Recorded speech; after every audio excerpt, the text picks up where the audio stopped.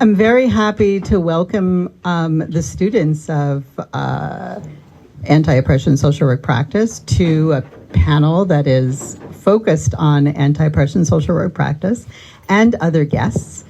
But first, I would like to start with a land acknowledgement and say that we are thankful and we recognize the traditional territory of the Kanyankahaga, whose flag is the Haudenosaunee Confederacy, whose flag is displayed on the wall there. We're grateful for their care and stewardship of the lands that McGill now resides on, which is unceded territory.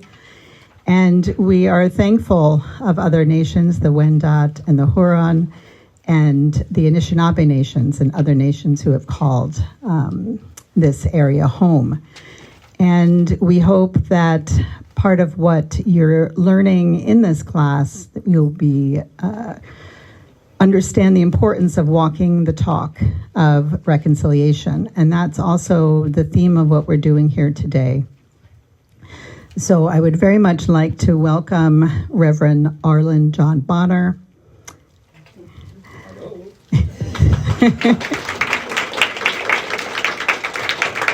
Imam Hassan Guilet, and Rabbi Boris Dolin. So I ask, in the spirit of what I know your professors, your brilliant professors, Amal, Sarah, and Cindy, have been teaching you about in the solidarity dialogues, as well as respectful communication. And so I ask that you hold that in your hearts and be open, and we look forward to hearing what the panel has to say. Thank you very much. And thank you everybody for coming. I really would like to thank our amazing students for being here. It's your day today. You have the resource and you have these amazing panelists that will answer your questions. I absolutely ask you to challenge them because this is anti-oppressive practice. So ask all these questions that you feel here, okay? Remember. And I want to thank my friends, because you are my friends before you are leaders of this community, right? So thank you for joining. This was amazing opportunity for us to turn a class into a panel discussion. And for you to come and to be here, it's a great opportunity for them to learn from you and for you to learn from them, okay? So I really want to start by telling you what happened last Saturday. Last Saturday, Temple Emmanuel Synagogue was targeted in anti-Semitic hate crime.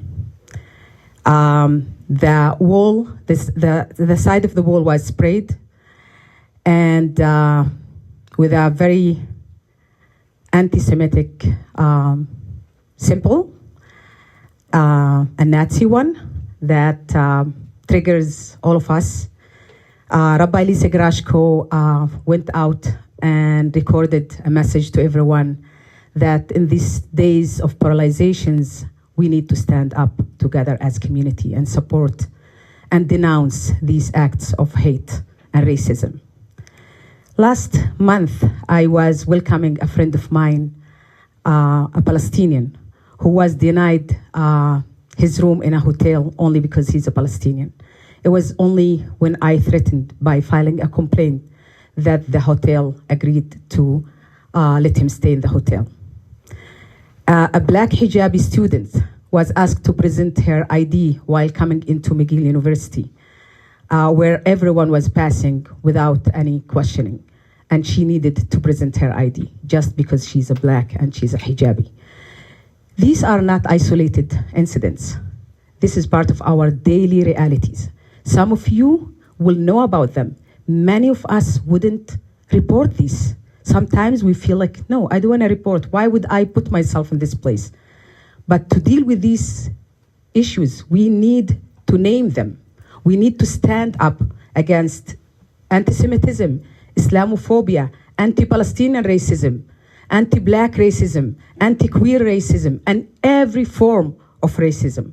This is our duty, and we have to do it as community leaders and as students, because we are agents for social change. So the way I'm gonna proceed with this panel is that I will ask each of our leaders to present for 10 minutes, and then we'll pose one question, and then we'll open the stage for you to have your own questions. It's a discussion, and this is a great opportunity. So I absolutely will start with you, Arlen, for 10 minutes. You'll have to... I will police them. You know what I'm like. They are like people who speak every Friday and Sunday, and they know how to speak, and they will take the stage, but I'm here. Assalamu alaikum, shalom, and peace to you all. Amal, thank you. School of Social Work, thank you, and colleagues, good to be here. 41 years ago, I was sitting where you were. I'm a grad of McGill, and it's hard to believe it's been that long, but one day you too will be standing in places like this with hair the color of mine and with all the life behind you that I have at this point in my life. And so what I really want to share with you today is really from a personal perspective in terms of how I began to do some work within the interfaith milieu and issues around social justice. I don't think they have the full bio. Was that made available to people or? No. Okay. We'll make sure you get it. Well, yeah. Okay. So I'll just fill in a few blanks. I'm a Maritimer by birth, and I come from a lovely, warm, and caring family. However, they were racists. There was a large black community in our area, and the black community were other. There was an indigenous community, and they were other. My family were loving and caring. They were just a product of their culture, of their religious teaching, of their time.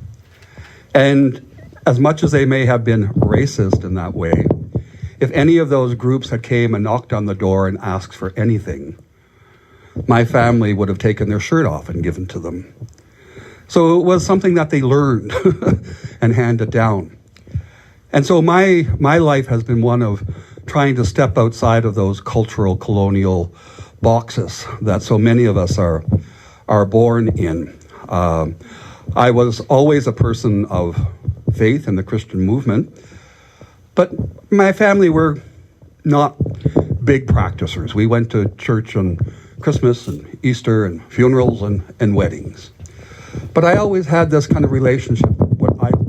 So all that to say, I had for myself a personal relationship with that other that I call God, and that was usually identified out of the Christian community. The community in which I lived had a synagogue and a smattering of Jews who were also other. Muslims, they were people that you saw on movies, riding camels and stuff like that. They just did not exist in our world. And yet, out of that, I developed some sense of my own personal concern about the narrowness of my faith. And when I was in my late teens, I was really conscious of some of the teaching, the biblical teachings, in our Holy Scriptures that said things like, unless you believe this, you cannot be a part of the kingdom of God. Now, I had already been working as a young man in Montreal for a number of years in the Jewish community, the shmutta business, clothing industry.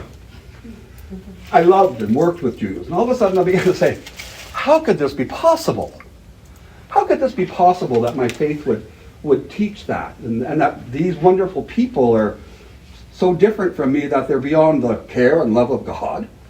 And so I began to sort of challenge my own beliefs, challenge my own faith, and dare to say, in spite of Holy Scriptures, and I'm talking from a Christian perspective now, that they were wrong. That these things were written in other times, in cultural circumstances, political milieus, all of which influenced them. And today, I was saying, let me look at them differently, and my finding the courage to stand up and say, I believe my tradition is wrong in these aspects, and I'm going to do something else. I left the tradition for a while, but I came back, having worked some of that stuff out for myself, and then was involved in a tradition where we wouldn't ordain women. Huh? And I thought, wow, how can I continue to be in a faith movement where half of the population are considered less than? And again, I had to say to myself, can you do this? And so I had to start putting what I was thinking and believing into some kind of action. And I left that tradition in solidarity with women who were not allowed to be ordained, and became affiliated with an organization, the United Church of Canada, who in fact had been ordaining women since 1936. So I was trying to find places of resonance where there were movements, there were people who were thinking the way I was. And my life after that, and that's a bit in the bio, I've been very fortunate. I've had the opportunity to do and live many wonderful things. I did an internship, some of you will be familiar with. One of my internships was in East Africa, in Malawi, and I lived in the capital city of Lilongwe. And I lived under a very severe dictatorship, whose word was absolute law. And if you want oppression, try living in a society where something happens, the borders are closed down, and no matter who you are, you're at risk. And I would sit at home at night waiting to be killed by the government. And we would hear the boots walking up through the gravel and the hair standing on the neck. And this is the government, because they were looking for someone that we knew who dared to question. Those are the consequences sometimes. I got to experience what it was to be a lily white face in a black culture. We kind of forget that on this site, in the world which we live in. But there I was. And I stood out. Poof, poof, poof. And it caused me to think and learn and grow and become aware of. I spent some time in South Africa during the apartheid regime, long perhaps before some of you were even born. I know what it's like to have to go to a white bathroom. I know what it's like to not allowed to associate with people of color.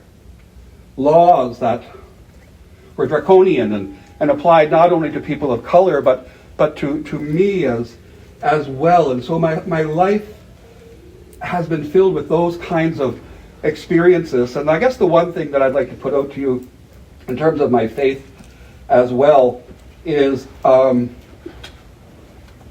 a gay man, and I've always been gay.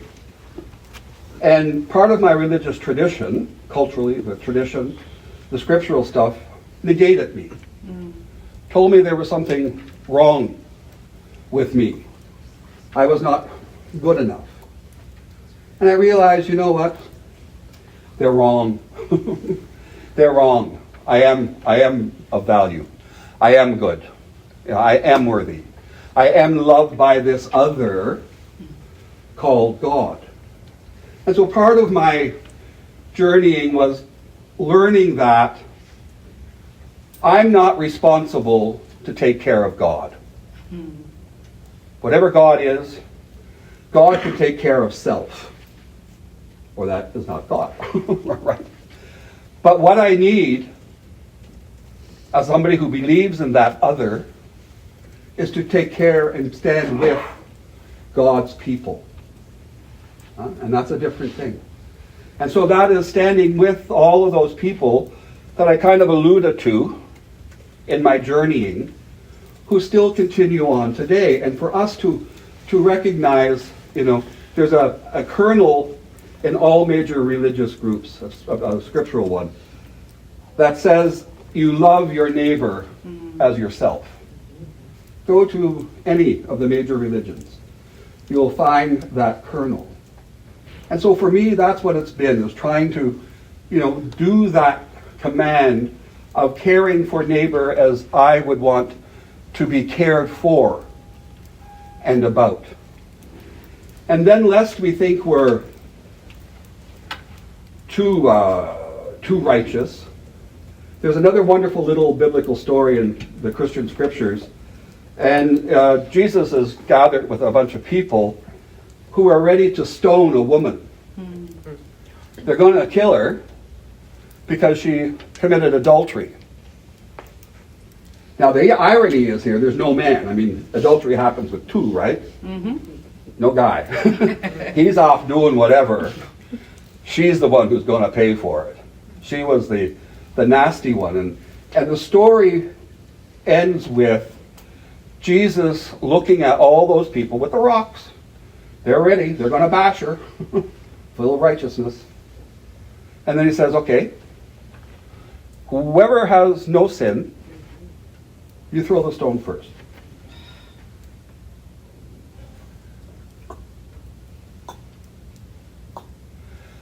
We are all culpable in one way or another. In this country, over the years, we did not raise our voice when boatloads of Jews were coming and looking for refuge, fleeing the Nazis.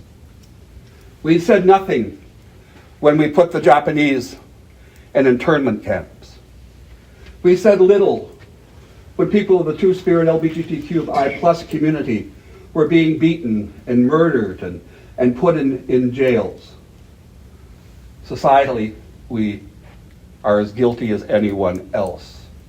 And so I think it's important not to beat ourselves up over that, but to recognize our role within our society, to be able to dare to challenge and question our religions, our scriptures, our cultural norms, everything within life that would separate any one of us from that other, or to be treated less than the one next to us.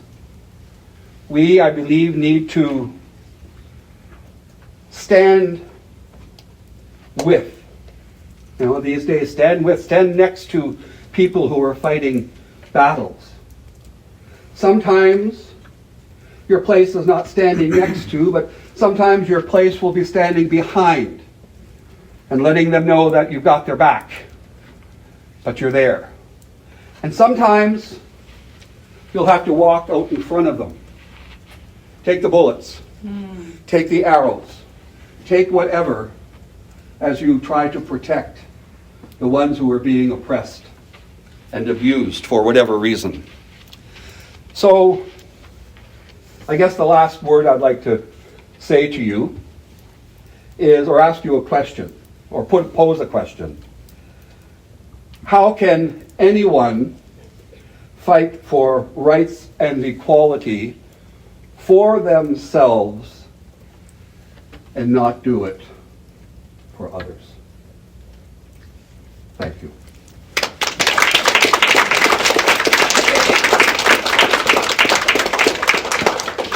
Thank you, Arlen. What a powerful message and call to action. And when you mentioned care for your neighbor as if you care for yourself, and I was thinking about this in other languages and other faiths. And for me to able to stand up against any form of racism is by really curing this ignorance. So me knowing Hebrew fluently allowed me to read the Torah and understand the Torah and understand the Jewish people. So sometimes we have all these perspectives because we don't know.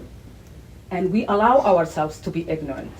So the first thing to do is educate ourselves, get to know each other, cure this illness called ignorance.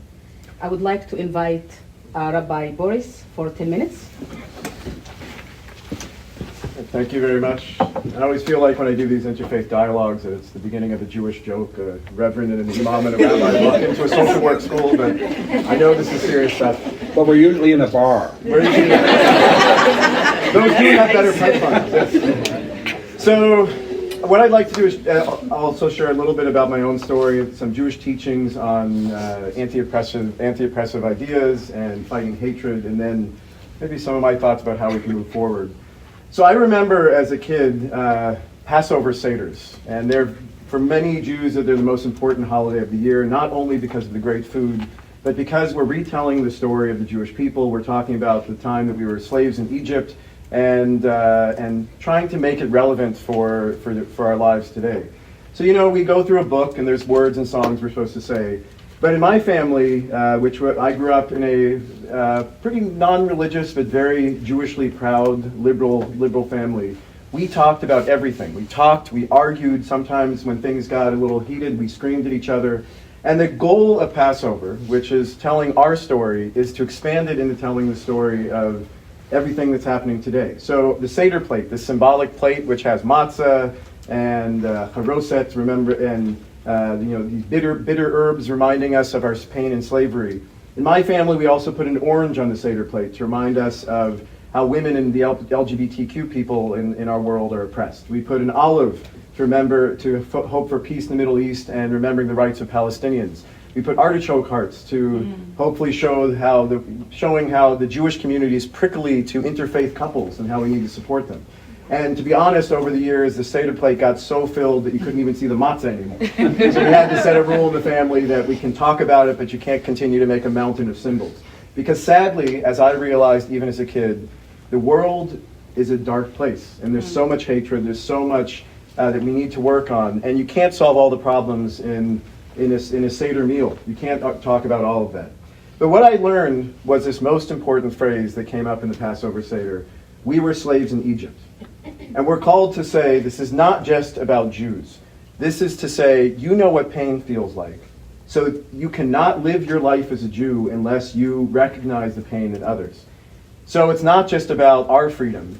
The only way that we can leave that table, yes, we should have a full stomach, is by going out and fighting for those who are oppressed and saying, what can we do to bring freedom to other people? Because we know what it means to suffer, we can't let other people suffer too. Now, of course, the reality is, in our world, things are not so easy. It doesn't do much good just to say, stop hate, stop oppression. And there's challenges on every level. The political climate, don't get me started. As I say, I'm a recovering American, and I have to see what's happening down south. Hatred and violence and ignorance are now, in some places, the norm, and that's hard to see. But I also know that in the Jewish community, since October 7th, going on a year and a few months now, the Jewish world it's been very difficult to be Jewish. It's been very difficult to be a rabbi. People have chosen sides. People have chosen to listen to some and not to others and say, we need to fight oppression, but it's only this oppression that I'll care about. And I'm speaking for Jews and for everyone. So I'd like to speak a little bit, I'll get back to that because I know those are some of the questions that will be asked, but just a few key teachings about what Judaism says about fighting oppression and fighting hate. One of the core ideas, I would say the core idea of how Jews relate to the world, is when we're told in the book of Genesis that God created the human being, B'Tselem Elohim, in God's image. And there are all these stories and metaphors talking about how what that really means is you can't look at anyone, you can't talk to anyone and not believe that they're made in the image of God. Their differences, their beliefs and how they look, that's what makes them beautiful. And anyone who forgets that, at least in my mind, is not a good Jew and is not living their life as the best human being that they can be. So this idea is actually reinforced by the rabbis, by some rabbinic teachings, when it says, whoever destroys a single life is considered as if they have destroyed an entire world. Whoever saves a single life is considered as if they've saved an entire world. And we're told again and again, this is not just for Jews, this is everyone. It's not just about not killing, it's about what we heard, love your neighbor as yourself. But it also we raise the bar even more. It's not just about not hating and being kind. We actually believe that if everyone does that work of making the world better, tikkun olam, healing the world, if everyone works to fight oppression, fight hatred, and at least they do the minimum to be a good person, or in Yiddish we say to be a mensch, then every single person, in some people's belief, has a place in what olam haba, what someone could call heaven, which means we don't believe you have to be Jewish to be good. We don't believe you have to be Jewish to be to be a religious or a holy person. You just have to be a good person. And there are good people in the world, and there are bad people in the world. There are people who show kindness. There are people who show who bring suffering into the world. So Passover, going back to those Passover Seders I had, we're reminded that, maybe not everything happened exactly as the Torah tells us. But we've been telling the story for thousands of years now. So we at least know that there was pain in the past, and you better believe there's pain in our community right now. Of course, there's the Holocaust. There's the suffering of Jews in so many countries right now. And to be honest, after October 7th, to see the worst traumatic, terror attacks since the Holocaust, more Jews murdered than any time since World War II. Anyone who can't see that as suffering and oppression, there's something wrong with that. But add to that, of course, just because we have suffering doesn't mean that doesn't mean that we as Jews, doesn't mean that we as people can't recognize other people's suffering. After October 7th, in my mind, there needed to be a reaction to what happened. On the other hand, what the government did and the deaths of so many innocent Palestinians went way too far. And I will say that. My love for humanity, God's love for people, is strong enough that I can mourn the terror attack on October 7th and mourn the thousands of innocent civilians in Palestine, West Bank, and Gaza who have lost their lives. And there's place enough in my heart for that. So we need to fight injustice. We need to fight to make sure that people close to home, the people who look like us, act like us, believe like us, that they are taken care of. But that doesn't mean we can't open our doors to others. It says in the Talmud, one of the most important Jewish texts, a very important statement that I hold on to quite a bit. Whoever is able to protest against the sins of their household and does not is held accountable for the sins of their household. So if you don't care for your family first, you're in trouble. If they're able to protest against the sins of their city and do not, guess what? They're held accountable for those people in the city. And if they are able to protest against the sins of the world and they don't, then that's going to be something you're going to be held accountable for too. So for me as a Jew, it's about standing for my community, but not believing that that's the only way or the right way to be. We need to stand for everyone. I'm proud that if you look at many of the social justice leaders of North America, many of them are Jewish, because we are told this story. We experience pain, we need to fight for others. Some of them are religious, many, if not most of them, probably are not. But they have this call inside of them that says, praying, believing in God, saying I'm a religious person. In my mind, that means absolutely nothing unless you stand up and you, as Abraham Joshua Heschel, one of the great rabbis who marched with Martin Luther King, said, unless you pray with your feet and actually go out and do something, then in my mind, it's hard to call yourself a religious Jew. So just briefly, one of the things especially that I've seen since October 7th is how we have shut more doors to conversation and dialogue. I have really enjoyed interfaith programs and dialogues with Amal and others here in Montreal, but it has been more difficult to talk openly. And one of just a few things that I see as very important moving forward to fight hatred and to be truly anti-oppression, we can't just say that there's a hierarchy of suffering. That, oh, I'm Jewish, what happened on October 7th is more important than all the Palestinians. No, but we also can't just say these people's lives are more important than others. We believe that there are 70 faces to the Torah. There are many ways to see everything. We can't shut down other viewpoints or ideas. I can tell you one of the most difficult things for me. When I went to a solidarity rally with other Jews in front of McGill, and I learned that the McGill encampments were shutting down dialogue. I couldn't go in and say, would you like to hear what I, as a liberal rabbi who supports Palestinian rights, would like to say? And I was told, no, we don't want anyone in here. And as I was doing this, someone called me a Zion Nazi. The first anti-Semitic phrase has been said to me in my entire life. So I walk around, sometimes scared in downtown Montreal, to wear my kippah, which I've been wearing for over 20 years, because I know now that just this sign, people will say, oh, you believe this, you believe this. No one's going to ask me, what do you really feel? I have fought for so much in my life. I picked olives with Palestinians in the West Bank while having settlers throw rocks at me, but I also am a Zionist and support the right of Israel to exist. And yes, ask me questions about that, because you can believe both. We have to demand that institutions and organizations actually truly stick up for the rights of the oppressed and truly stick up for the rights of people to have dialogue. We have to keep building alliances. Don't just stop having interfaith dialogues because it makes people uncomfortable. That's what really the more we can learn, the more we can argue and still hug each other at the end, I think the better we'll be. As a Jew, I need to stop taking off my kippah. I need to make sure that I am proud to be Jewish and that I raise my kids and teach others to not hide behind who they are. And as Muslims, Christians, everyone, we need to do the same. But that involves everything that came before that. And obviously, we all need to work together to fight hate by not shutting ourselves down just because we have our own story that we think is right. But we need to open up and say, I have strong feelings, but tell me what you think.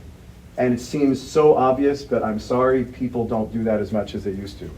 So I think it's a defining moment for us here in Canada. I was so happy, especially as a recovering American, to read what Canada is doing to fight hatred and to say this is real. We are in a great country where we can say we are actually taking the right steps, but it's not something that Trudeau can just write a letter or that the government can say. It needs all of us to actually stand up and to listen to each other and to fight hatred on all the levels that we see it. Thank you. Thank you so much, Rabbi Boris, and that phrase of holding the space in your hearts for everyone. That's when you test your humanity. When you are able to see all these innocent people and all these oppressed people and have a space in your heart for everyone, that's when you know that you are true human and true to yourself. And when talking about Islam and what's happening in Islamophobia and the same fear of walking next to the wall if you are covering your hair, that you will be called as a terrorist if you are saying Bismillah or Allahu Akbar. If you are using phrases from the Quran, you will be immediately excluded from the conversation. When you enter to the McGill campus with your scarf and your hijab and you will be pulled out, what does that mean? When we learn from the Quran that all people are created equal and all people are equal human beings, how do you see this and what's happening, Imam Hassan, in terms of Islamophobia and what's happening and the challenges faced by the Muslim community here in Montreal, but also globally? 10 minutes. Well, the challenge is... Good morning, everybody. Thank you for being here. Thank you for inviting us. And I have two admissions. First, it's very difficult to speak after these two great leaders, great speakers. I'll try to manage first. Second, I look all these young faces. I remember myself many years ago. I was in your shoes. I studied at McGill. I'm not a graduate from McGill, but as a part of my airspace master degree, engineering master degree, I had to. Can you raise your voice? Okay. Or do you need the mic? No, it's okay. Shout! I was thinking that when I speak about myself, I speak So, I was in your shoes many years ago. I took courses at McGill. I'm not graduated from McGill, but as a part of my master's degree in aerospace engineering, I had to take courses in McGill as well. So I find myself again in the same university where I learned. And I see all these young faces, and I hope that you will succeed in having a award better than the one we are giving you. I hope you will not be embarrassed in front of your children the way we are embarrassed in front of you. So we created, our generation and maybe the generations before created a mess, and now nicely we are coming to ask you to clean this mess. So you will challenge us in your questions, but we will challenge you, and maybe your children will challenge you too. So I'm not unfortunate or fortunate like Arlen when he lived in many difficult places and many times he found his life threatened. I didn't have this life. I have very challenging life, but I never felt that my life was threatened. This is one thing. And I'm lucky enough to be raised in a multi-faith country like Lebanon. I was raised in Lebanon, and now I live in Canada. And multi-faith or interfaith is a part of our life. It's not something we learn at school. I give you one little anecdote. There are two villages on a hill, each one of them. There are two guys, one sitting on one hill, the other sitting on the other. One village is a Christian, the other one is Muslim. So the Muslim guy, Muhammad, is calling George on the other hill. He said, "Hey George, I learned that you have a new priest in your church. Is it right?" He said, "Yes." He said, "Is this a new priest? Is he Muslim or Christian?" So this is the way people were looking at religion. It's a social way of life. It wasn't to fight each other. Now they are fighting. Because there are reasons for that, and I will speak about that. But in the origin, they didn't have to life. Even myself, now I'm an Imam. I'm an engineer, lawyer, and Imam. And my first year of school was in a convent, Maronite convent. Maronite, for those of you who don't know what the Maronite is, it's a church affiliated with the Roman Catholic Church. So my first year at school was in a convent. And now I'm an Imam. And I'm very active in the interfaith. So interfaith or having different religions doesn't mean that we have to fight each other. And Arlen spoke that he lived in the Holocaust years, not the Holocaust, I mean the South Africa during the apartheid. In the beginning we started with the land recognition. We heard about the Holocaust. And I hope in 10 or 20 or 30 years, people in Palestine, Israel will not have to stand in front of an audience and to do the ritual of land recognition. If that course of history does not change, we are going to live this moment. Not me, maybe not you, but our children. So, those who don't learn from history, unfortunately, they will be forced to repeat it. That day, I don't know if it was Boris or Arlen, that Canada was shutting the door in front of the boats coming from Europe escaping from the Holocaust. Palestine, and Amal can confirm that, the door was open. Palestinians, they received the Jews coming from Europe, from the Holocaust. That before having these kind of friction and negating the existence or the right of each other. The other thing, this summer, I was in Spain. I learned about Spain many times, maybe you learned too. But learning in school is something, but seeing is another thing. From 711 till 1492, Spain was Muslim, was Arab. And it was an interfaith, and you can see it. You can see the synagogue side by side with the mosque. When you study the history of the Andalusia, you study about the three religions. If you go into the book of record, Guinness, if you look, the oldest university in the world that's still open is a Moroccan university, Al-Qurawiyin. It's the oldest university in the world. It's still in action. That university was founded by a woman wearing hijab. And now you have certain people here and there, they say, well, women this, women that, and hijab is this, hijab is that. In addition, that university, if you look about the list of the graduates of that university, you will find a future pope, Sylvester II. Look it up.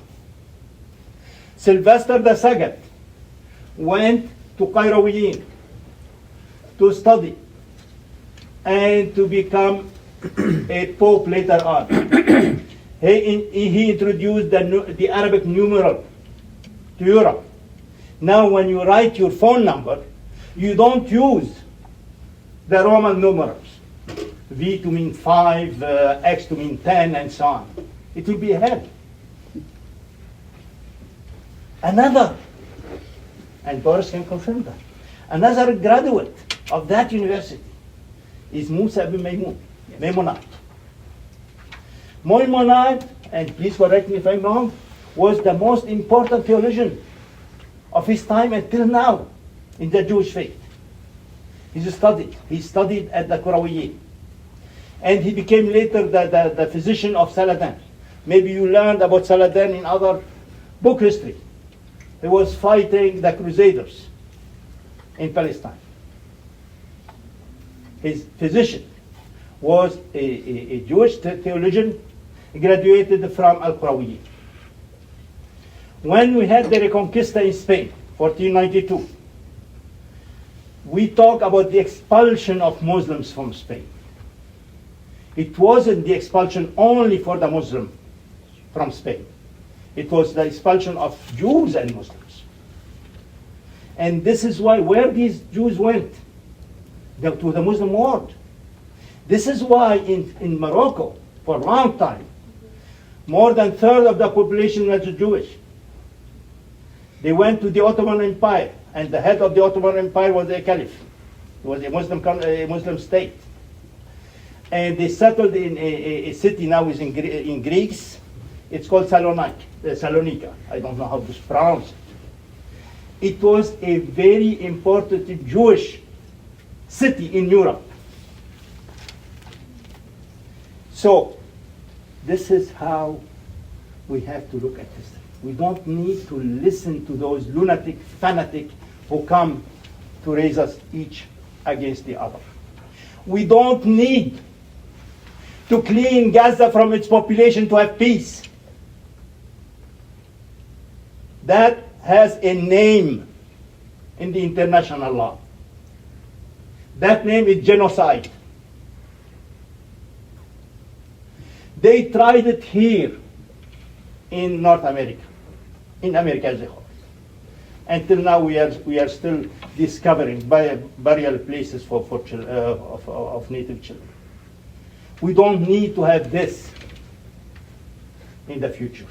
Yes, there are wrong things. The 7th of October. Before the 7th of October, a lot of massacres too. After the 7th of October.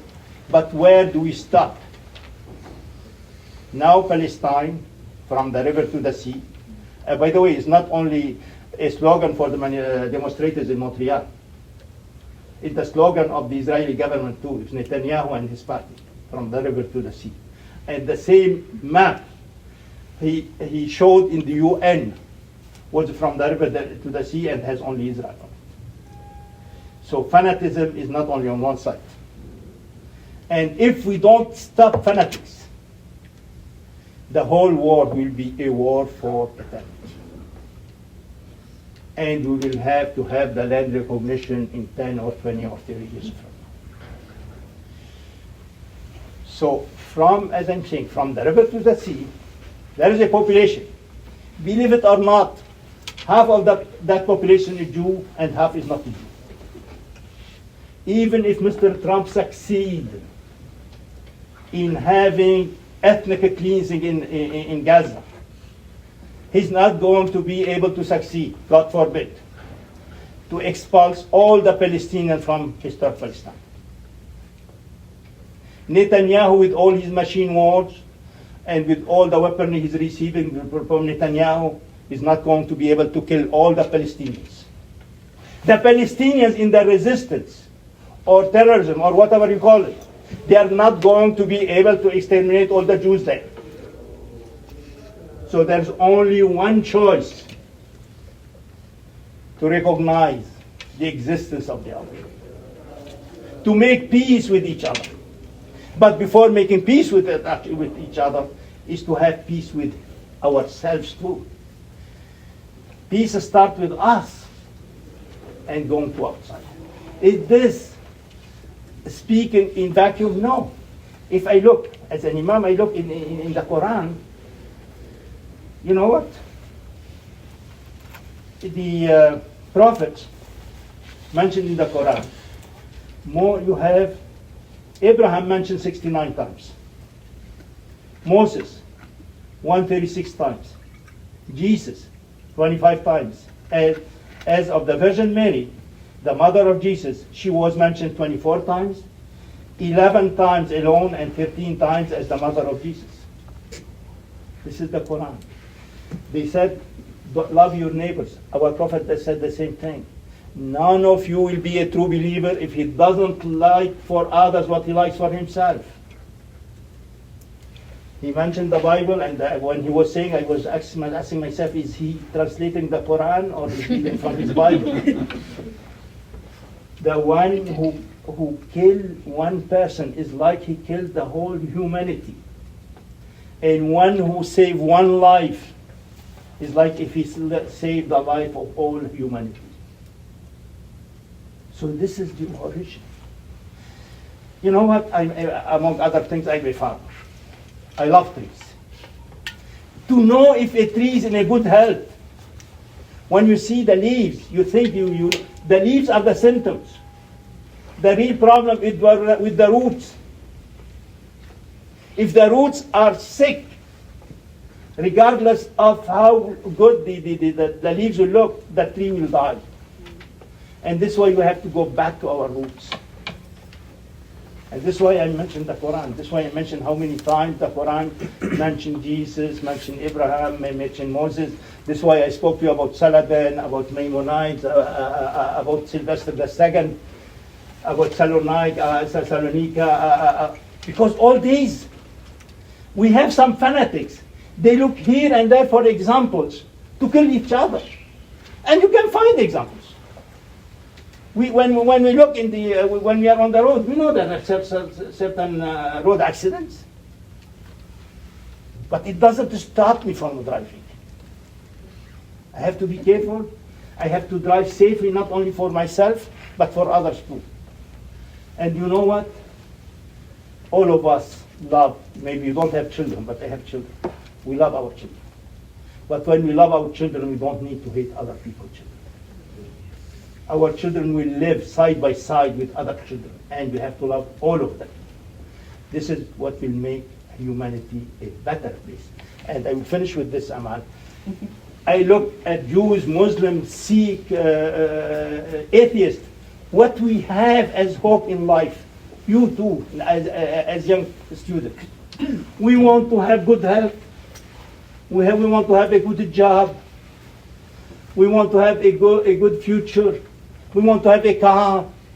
And do you think that Muslims have different aspirations than Jews and the Christians? We have all the same aspiration. And after all, we believe all in one God. It's like working, and to whom for me as Imam, and I think for my colleagues too, he created us, and to whom we return, and we will have to be asked what we did rightly or wrongly. So since we are working, put it this way, we are working for the same boss. If we are working for the same boss, is it better to work in harmony to please him, or to quarrel and cause us trouble when we meet him again? Think about it. Thank you very much.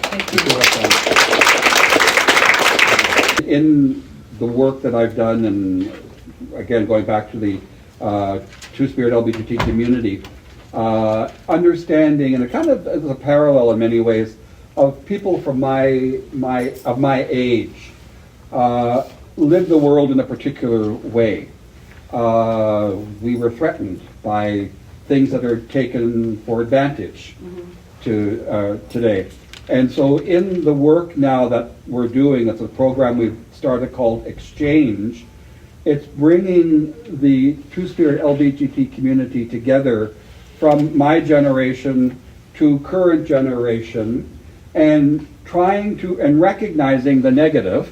We don't like each other for the most part, because we've lived in different worlds. We don't understand. I don't know what it's like to want to be transgendered, but I do know what it is like to be abused and hated for all kinds of stuff. So we're trying to bring that diverse community together to have conversation in ways that let us learn about one another, let us grow and let us support. And the image I use, which is really what I want to say, going to you, I say from my age and experience, I have stood on the shoulders of preceding generations like me, silent but fighting and making a difference. People today stand on these shoulders. I've made fight, I've made sacrifice, and people in the future will stand on your shoulders. You are going to be the shoulders, and we need them. And I'm, like Hassan, and I'm sure Boris, thankful that, there are people like yourselves who can come at this perhaps in a different way, be the transformative presence, but really recognize that you are so important, and your shoulders are going to be a place where others will stand generation after generation. Amen. It's really showing you how difficult is the time that we are living in. It's showing you how challenging is the time that we are living in. That only brave and courageous people can really step out of their comfort zone and challenge their own perspectives and beliefs. And when we talk about the pain, and we are talking about the suffering of human beings, are we willing to talk about all this suffering? Are we willing to talk about all this pain in a way that we are not putting hierarchical ladders saying this suffering is more than that suffering? When people suffer, and they need us to stand up. And I was thinking about the three of you, and I wanted to challenge you even more. Looks beautiful what you are talking about, amazing. But there are people who are using your Islam, Imam Hassan Alhjooj, in the name of your beloved religion, and they will slaughter innocent people. There are people, Boris, in the name of your religion, will burn Palestinian homes in West Bank. These people are doing evil things in the name of your religion. What do you do as people who knows that religion can serve as a bridge to bring us together? What do you do to stand up and say, not more in my name? It's not easy. Your community will push you out, because I know how it feels, because I was pushed out from my community. I lost 49 people in Gaza, trying to keep my feet on the place where I believe in these ideas of bringing people together, and not to submit to my pain, and not to sink on my pain. What do we do to say to the people, stop using our religion to commit all these crimes? In our name, Boris, in our name, Arlen, in our name, Imam Hassan Alhjooj. Who will start? Well, I'm just going to respond because, and Amal, your passion, and I so familiar with it. But when you were starting, and you were talking to Boris, and you were talking to Hassan, and you were talking about Jews, and you were talking about Muslims, and you didn't mention the Christians. No, and you've got problems too. Absolutely. We all have, yes, Yeah, absolutely. And and I was going I'm like, come on, like name us, because Yes, I'm naming you. there is that in the Christian community that is capable of horrendous things and murder and in the name of God and in the name of Jesus, the one who kept calling people to the center. Come on to the center, and it's like pushing to the edge, and I don't know what the answer is, but I think in my own tradition, it's standing up and confronting my own tradition with its own evil, and rather than saying, hey, the Jews or the Muslims or the Sikhs or whatever. No, us. And it needs to be an educational, it needs to be an ownership piece, and then it has to be, how do we live this out? And as I think Hassan had said before, there will always be those other groups there. There's always going to be Christians on the side who hate in a religion that calls for love. But we need to be, I think, in ourselves, naming it, confronting it, and again, trying to stand beside, behind, and in front of as much as we possibly can. I don't know if that addresses what you're talking Perfect. about, but Yeah. that's kind of. Thank you so much. They were, Yeah, 2 minutes? Okay. First of all, hold to it. I think Sasha, when she introduced me, she spoke about my biography, or very quick biography, and she said I delivered a speech at the funeral of the victims of the terrorist attack on the mosque in Quebec. Those of you maybe weren't old enough at that time to know about that, but in my speech, it was, by the way, it was broadcasted internationally. In the hall when I was speaking, we had 6,000 people, including Justin Trudeau, the Prime Minister of Canada, Couillard, the Prime Minister of Quebec, all the government, the media, and so on. And in that speech, in front of the 6 widows and the 17 orphans, and the wounded from the attack, I treated the killer of a victim. I said to them, we mentioned our victims. We mentioned them by their name. But did we mention all the victims? Allow me to say no. There is one victim who nobody wants to mention his name. His name is Alexander Bissonnette, and he, by the way, he was the killer. Said before planting his bullets in the chest of his victims, words more dangerous than bullets were planted in his head.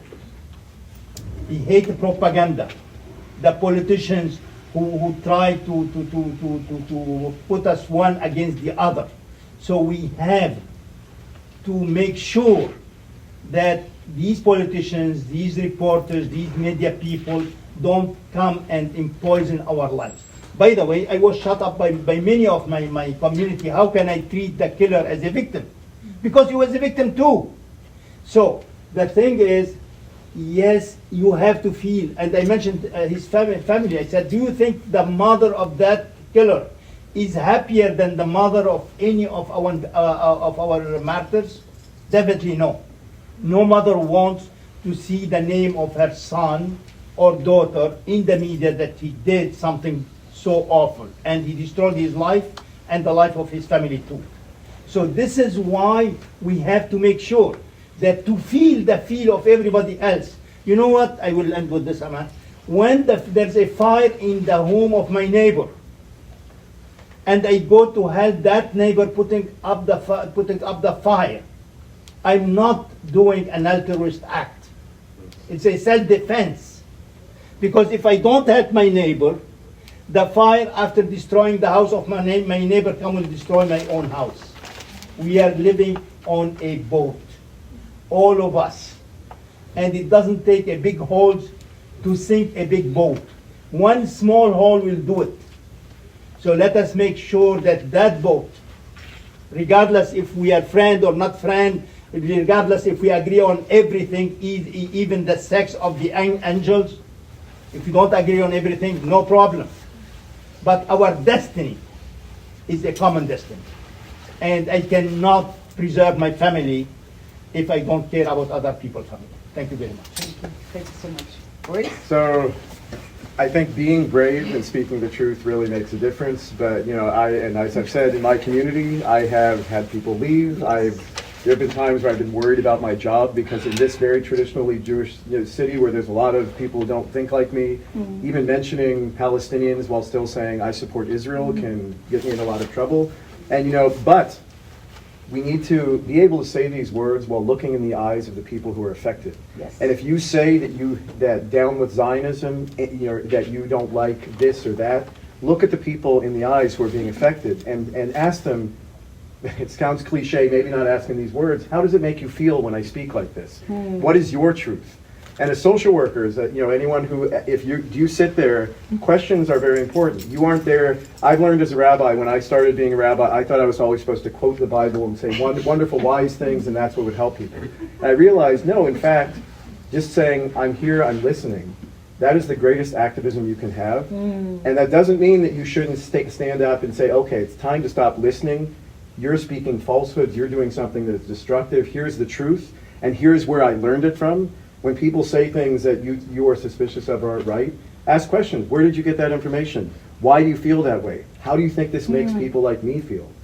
And being a social worker, being a rabbi, an imam, and a reverend, a minister, you can't just say the things you think are true without asking what you think is right.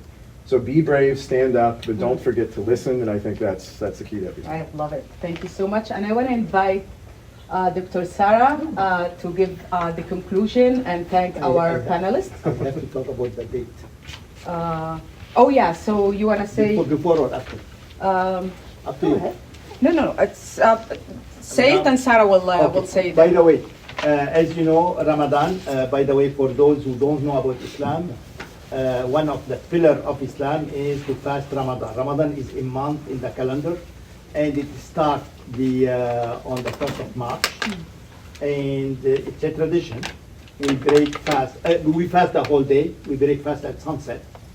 And one of the tradition of when we break the fast, we break it with the dates, and to thank you for your presence and to bribe you to come next time. I brought you some dates to enjoy and think about all those people who will be fasting next month. Thank you very much. Thank you. Thank you. Thank you. Thank you so much for the On behalf of the AOP teaching team and on behalf of all our incredible students, we want to thank you three for being here today. This is truly a historical moment. We have not done something like this to date, so being here together with you, we are so grateful. Truly, this is something very special that you brought to us today. So this is unique. We hope more. Oh, we have gifts. Gifts. So she's bribing us too. We have food and gifts, and really a first of its kind. So such an important monumental event. So we're grateful to all of you today. And I think some of the takeaways, as I was listening, and I'm sure as many of you have taken, there's so many takeaways. I could probably summarize a list of 100 things for us all to do. But this is a social work practice class. AOP is a practice. So as I was listening to all of your words of wisdom, I was thinking of actionable items and really the practice piece, what we can do as social workers.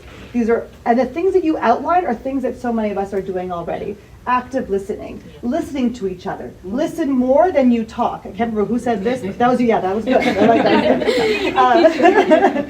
Stop shutting people down. We're so quick to shut each other down so we can make room for our own voice. Stop shutting, I think that was you. Yeah. Stop shutting people down. And then the other piece, challenging hatred, challenging discrimination. When we see it, we speak up. So thank you for that. And then gather together. Everybody said gather together. And we say in our class, get together, talk, go to the coffee shops, have dinner, go dancing, connect with each other. This is hard work. These are hard conversations. If we just sit in a panel discussion, we're not going to get anywhere. We have to continue these conversations and support each other. The biggest piece to love, right? We talked about this. At the bottom of the foundation of everything that we've spoken about today is to love one another, love each other's neighbor. And finally, to remind, I don't know who said this, but reminding all of you just how important you all are as individuals. Each and every one of you are so important. And this is something we want to hold. And I think there's probably 7 other things that I'm missing that I should have brought up, but I just want to summarize a few key learning pieces for us to take away in our practices, in our care with ourselves, and in our care with each other. A few reminders. So thank you all so much.